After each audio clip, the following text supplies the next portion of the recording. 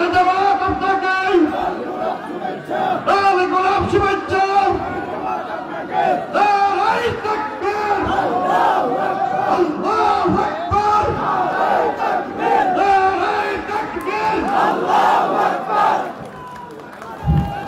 সংগ্রামে মুসলমান বাজারে অনুষ্ঠিত আজকের এই পথসভার সংগ্রামী উপস্থিতি আমাদের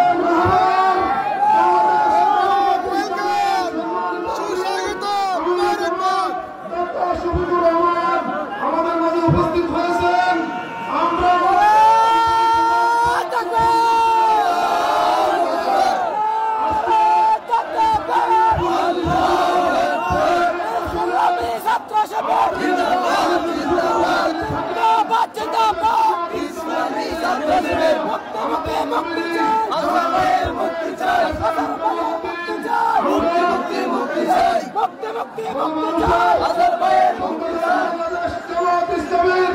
আজকের এই সমাবেশে প্রধান অতিথির বক্তব্য নিয়ে আসছে বাংলাদেশ জামাত ইসলামীর সম্মানিত আমির মোহতারাম আমির জামাত ডক্টর শফিকুর রহমান।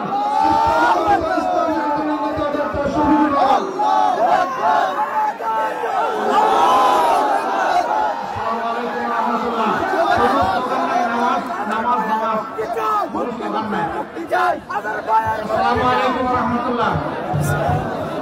ভালো আছেন?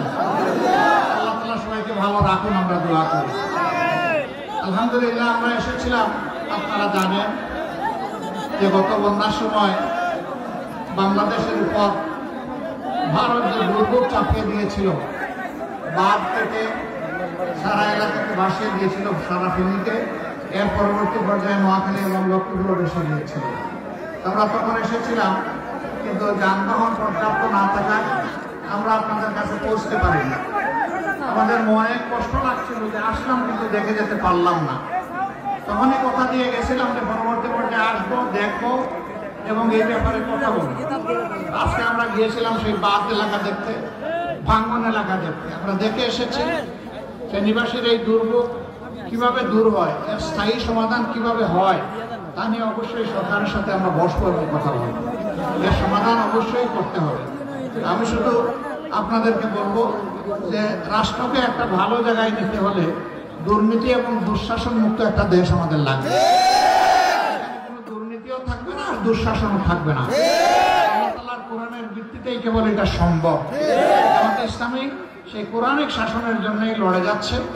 আপনাদের এই ক্ষেত্রে আমরা ভালোবাসা, দোয়া, সমর্থন, সহযোগিতা চাই এবং কোরআনী আইন কায়েম হলে দল, মত, জাতি, ধর্ম নির্বিশেষে সমস্ত মানুষ সুবিচার পাবে। বৈষম্য থাকবে না, সমাজ থেকে অশান্তি দূর হবে, এদেশের মানুষ সম্মান এবং নিরাপত্তার সাথে বসবাস করবে ইনশাআল্লাহ। না আছে আমাদের সম্মান, না আছে আমাদের নিরাপত্তা। আল্লাহ তাআলার দরবারে দোয়া করি আমরা সবাই যেন কাঁধে কাঁধ মিলিয়ে, হাতে হাত রেখে মানুষের মুক্তির জন্য কোরআনের ভিত্তিতে এই লড়াই চালিয়ে যেতে পারি। আল্লাহ তাআলা আমাদেরকে কাঙ্ক্ষিত সফলতা দান করুন। আল্লাহ হাফেজ। বাংলাদেশ জিন্দাবাদ, ফেনীবাসী জিন্দাবাদ, পরশুরামবাসী জিন্দাবাদ। আসসালামু আলাইকুম ওয়া রাহমাতুল্লাহ।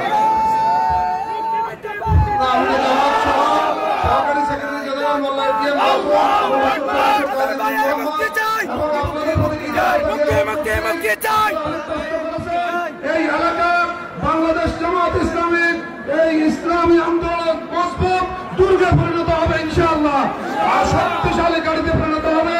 সবাইকে আমাদের আজকের এই অনুষ্ঠানে সবাইকে ধন্যবাদ, আজকের এই পথসভার সমাপ্তি ঘোষণা করছি। খোদা হাফেজ। বাংলাদেশ জিন্দাবাদ।